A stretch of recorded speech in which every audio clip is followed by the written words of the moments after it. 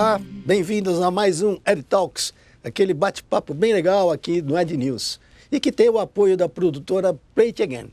No bate-papo de hoje a gente vai entrevistar o Denner Lippert, ele que é da V4 Company. Legal, Denner? Muito obrigado, Toninho. É um prazer estar aqui com vocês, trocar essa ideia. Legal. Me conta um pouco dessa tua história. Você está empreitando há pouco tempo, né, a V4? Na verdade, a V4 vai entrar no 8º ano agora. A gente completa 7 anos no próximo mês. E eu já tenho 10 anos empreendendo, né? Eu comecei muito cedo, comecei com 15, 14 anos. Meus primeiros empreendimentos e logo com 19 eu quebrei minha primeira empresa, com 17. 18 eu comecei a V4 e então já é mal ou bem, não é uma trajetória tão curta quanto parece, mas basicamente porque eu comecei meio cedo, vamos dizer assim. Você fica aonde? Onde que fica a sede? Em Porto Alegre, no Rio Grande do Sul. Ótimo, é um mercado bem interessante, né? O grande lance é que a gente conseguiu ganhar escala no serviço, né? Que é um grande desafio. A gente conseguiu hoje ter 80 franqueados em todo o Brasil.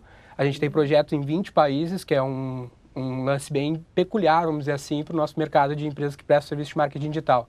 Então, mesmo estando em Porto Alegre, boa parte dos nossos clientes estão aqui no Centro-Oeste. Só na cidade de São Paulo a gente tem mais de 20 unidades franqueadas. Então, a gente conseguiu ganhar escala com um serviço que é relativamente complexo, vamos dizer assim, né? Não, com certeza. E é evidente que a gente tem, né, no digital uma oportunidade ímpar, né? Exato. Uma possibilidade de negócios novos, né? Exato. Até os nossos projetos fora do Brasil são executados daqui, isso que é um privilégio interessante para trabalhar com marketing digital, né? A gente teve o projeto de fazer um trabalho junto com a Cubo, aqui de São Paulo, com o Spotify, em 6 países da América Latina, foi a nossa primeira oportunidade fora do Brasil. Aí começou a pintar projetos nos Estados Unidos, em Portugal, e agora a gente tem só com um cliente 14 países, todos os países que falam espanhol, a gente tem a operação desse cliente, a gente toca aqui de São Paulo, inclusive uma unidade aqui de São Paulo que opera esse projeto. Então é um privilégio para quem tem a oportunidade de trabalhar com marketing digital, né? Como profissional de marketing digital. Com certeza. E não tem barreira, né? Não. Essa é uma coisa que eu falava muito lá atrás. Sim. Eu tive a oportunidade de fundar o IAB. Né? O Interact Advertise virou, fui presidente fundador. Legal. Em 98. Então, naquela época, a internet Sim. mal se entendia, né? Sim. O que aquilo ia fazer. Mas, de fato, é impressionante, porque você não tem mais barreira. É o que você está falando. Consegue operar no mundo inteiro, na mesma linguagem, né? Sim, até porque a globalização em si, a cultura aproxima muito. Então, muito do que a gente opera em qualquer país da América Latina ou nos Estados Unidos acaba sendo muito próximo da nossa cultura, então a tecnologia é exatamente a mesma, Facebook, Google, é igual em qualquer lugar do mundo, e a cultura que seria o maior desafio, assim, se torna uma barreira curta, com um ou outro parceiro local, tu consegue vencer os desafios rapidamente. E você trabalha do ponto de vista do marketing, você trabalha na criação também? Aí que tá, o nosso trabalho a gente define ele da seguinte maneira, que é implementar e profissionalizar o processo de vendas através da internet, do começo ao fim, né? O meu insight com a V4 foi um pouco na seguinte linha, né? Eu li o livro do Sérgio Zima, que era o diretor de marketing da Coca-Cola, chama O Fim do Marketing Como Nós Conhecemos, e ele meio que acabava com o modelo de agência. Ele falava que a agência tinha seus problemas, não sei o quê. Ele disse que o marketing só era marketing quando vendia. Por isso que a minha empresa chama V4, que é de vender o seu produto, vender para mais pessoas, vender mais vezes, vender por maior valor. Porque às vezes a gente que é profissional de comunicação, a gente tem uma linguagem muito técnica, vai falar de branding, de coisas do gênero, e o cliente, o empresário, ele fica um pouco desconfortável com essa situação. Então eu vi assim, o que a V4 faz? Né? O nosso slogan, vamos dizer assim, é nosso negócio é vender o seu. Então a gente pega toda essa maçaroca de coisas que tem na internet e organiza isso num processo de vendas através da internet. Então do começo ao fim, desde a criação de uma landing page, da criação dos anúncios, a escrita desses anúncios, a veiculação e encontrar os indicadores, todo esse processo a gente está apto para fazer da maneira mais estratégica possível e colher a venda no final, que é o que importa para o nosso cliente. Principalmente num mundo tão competitivo, tudo tão caro, tão difícil, não dá para mim cobrar do meu cliente pela produção. Eu tenho que cobrar pela entrega, pelo resultado de fato que aquilo trouxe. Ele não vai se importar se eu fiz 1 ou 10 anúncios, 1 ou 3 pages, ele se importa quanto aquilo trouxe de retorno sobre o investimento. Então o foco do nosso trabalho acaba sendo quase um banco, vamos dizer assim, o nosso de investimento, onde ele quer ver a cada real que ele bota quanto voltou, entendeu? Fantástico. E é um modelo de negócio vencedor, né? Porque, no fundo, você está trabalhando por resultado. Exatamente, exatamente. É bom para todo mundo, né? A relação tem que ser de ganha-ganha. E essa maneira que a gente encontrou de operar em escala com os franqueados é um lance interessante, bem inédito para o nosso cenário brasileiro, que ninguém fez isso no nosso setor, até onde a gente conhece, e muito distante no cenário brasileiro, aonde o profissional, como é que eu fiz para escalar o serviço? O profissional de comunicação que te acompanha aqui, ele às vezes está meio frustrado com a forma do mercado de trabalho, tem muito desemprego, às vezes o cara está um tempão numa empresa e perde o emprego, aí ele encontra no modelo de franquia da V4, que é um modelo home-based, de baixo investimento, a oportunidade dele se associar ao nosso modelo e atuar com os nossos clientes na casa dele, ganhando muito mais do que ele ganharia no mercado de trabalho, mas com o conforto da casa dele. O que é muito comum nos Estados Unidos lá, que tem pouco franquias desse estilo, mas lá tem franquia com 10 mil locations, né? A gente está com 80 agora, quase batendo a 100, e a gente espera chegar a 1.000 franquias até 2024 nesse modelo. É fantástico, é bem interessante, né? É.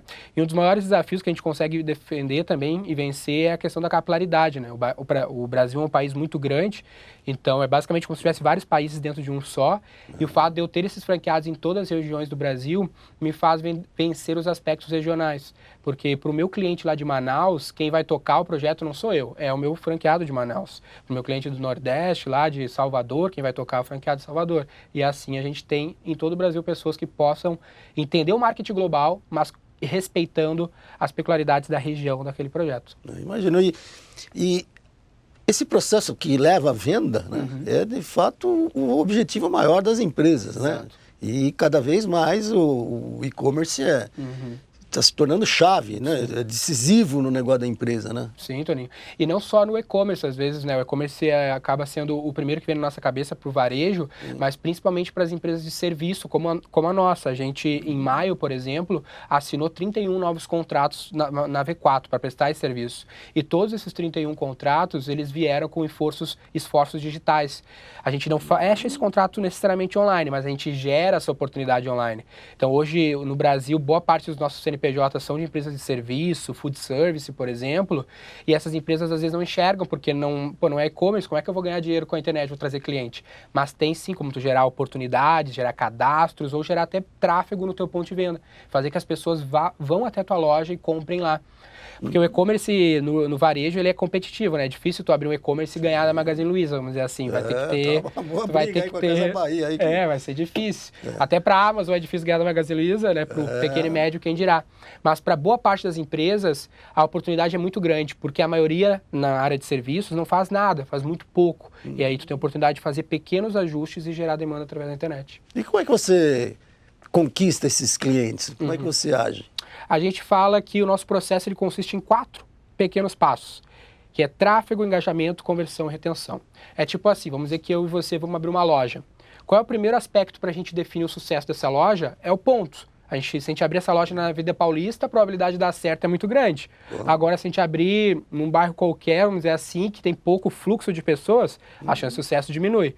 Então, esse é o primeiro aspecto, é tráfego, precisa de fluxo de pessoas. O que o shopping te cobra? Ele te cobra pelo fluxo de pessoas.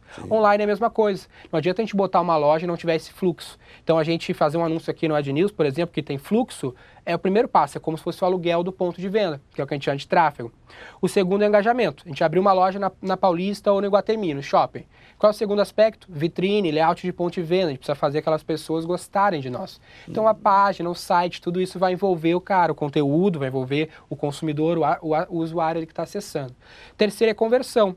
Não adianta o cara fazer um anúncio aqui no AdNews, levar para o site dele é legal, mas não tem um formulário de cadastro, não tem um telefone, não tem um link para o WhatsApp, tu não vai conseguir converter. Se não converter, de nada valeu. Sem dúvida. E na loja física é a mesma coisa, a gente vai botar lá um meio de pagamento, um crediário, opções para converter mais o nosso consumidor. E por fim a gente tem a retenção.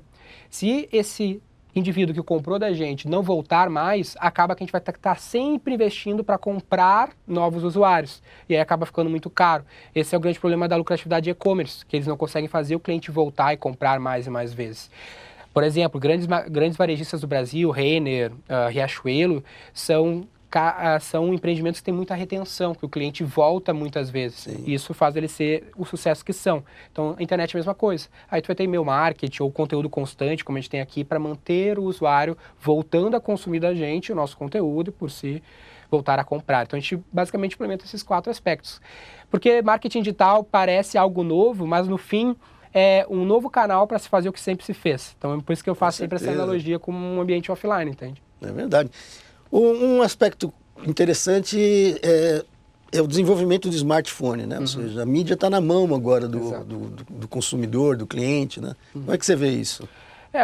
A gente tem que estar sempre respeitando o comportamento do consumo, né, o usuário na frente, né, mobile first, sempre pensar no cliente antes de qualquer coisa. Dale Carnegie, no livro dele lá, Como Fazer Amigos e Influenciar Pessoas, ele sempre falava, né, que a gente tem que ter o olho no cliente, no consumidor, né, nas pessoas.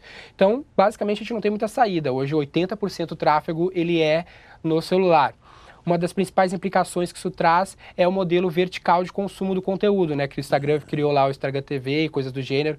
Nós mesmos fizemos um evento com os nossos franqueados e ao invés de a gente botar o painel onde apareciam os slides na horizontal, como todo mundo faz, a gente fez na vertical, igual um stories gigante, sabe? Porque a gente tem que respeitar esse modelo que o usuário está acostumado a consumir e criar maneiras de interagir com ele nesse ambiente. Então, não tem muita saída, tem que ir entendendo esse comportamento e criando coisas que sejam relevantes para eles.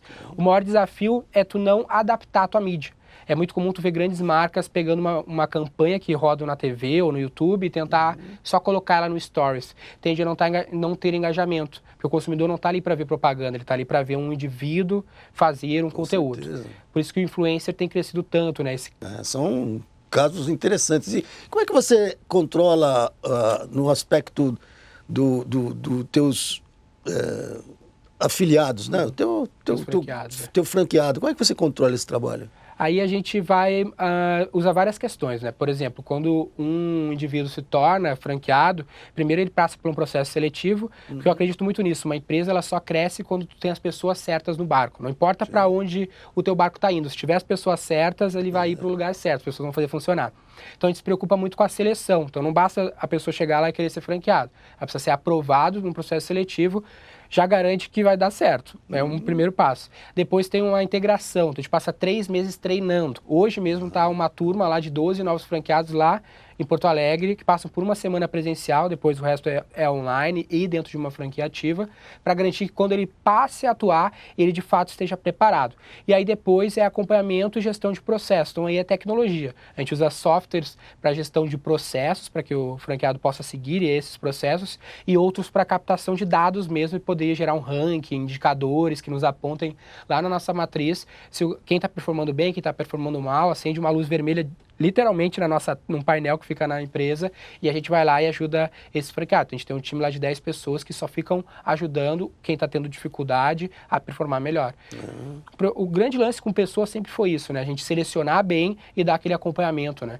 A gente fala, nos Estados Unidos lá, que eu pesquiso muito, eles falam que uma franqueadora, ela é basicamente uma empresa que forma pessoas, uma empresa de educação e de gestão de processos. Então a gente cuida muito na formação e cuida muito no acompanhamento dos processos ali na frente. É bem interessante, viu? Eu acho que diferente, né? É uma história muito boa, viu? A gente vê assim muito pop, muitas empresas de tecnologia, né? Que está muito no mainstream. Mas virar uma empresa de tecnologia, assim, fazer funcionar, não é um desafio muito fácil. Para cada uma que dá certo, milhares não dão certo. Agora o serviço ele tem muito mais oportunidade no meu ponto de vista, porque as margens são maiores, a competitividade não é tão grande. Só que parece menos escalável, né? Parece menos ambicioso uma empresa de serviço. Mas eu sempre penso nas grandes consultorias, né, PwC, KPMG, que são empresas com 100, 200, 300 mil funcionários. Eles deram um jeito de fazer. Então a gente acredita que vai dar um jeito de fazer também. Com certeza, né? Poxa vida, foi bom esse bate-papo. Queria te agradecer pela oportunidade. Eu sei que você está correndo aí, veio de viagem, sim, né? Sim. E ficar atento para esse projeto, né, da Claro. V4, que eu acho que é um formato muito bom, muito novo, né? Com certeza. É só o começo, né? A gente está emplacando isso agora pelo Brasil inteiro e logo mais a gente passa para uma expansão internacional, mas com certeza vai dar muito o que falar ainda. Vamos acompanhar, vamos fazer um novo bate-papo Com certeza. daqui a um tempo para verificar onde vocês já chegaram. Claro, vamos acompanhar os milestones e os momentos que a gente vai passando. Eu que agradeço demais, Toninho, pela oportunidade e o pessoal aí que está nos acompanhando. Legal. Nós tivemos um papo bem legal com o Denner Lippert. Ele que é da V4 e você viu, é um projeto fantástico, uma ideia muito boa e tenho certeza do sucesso. Queria agradecer o apoio da produtora Play It Again e convidar vocês para o próximo bate-papo.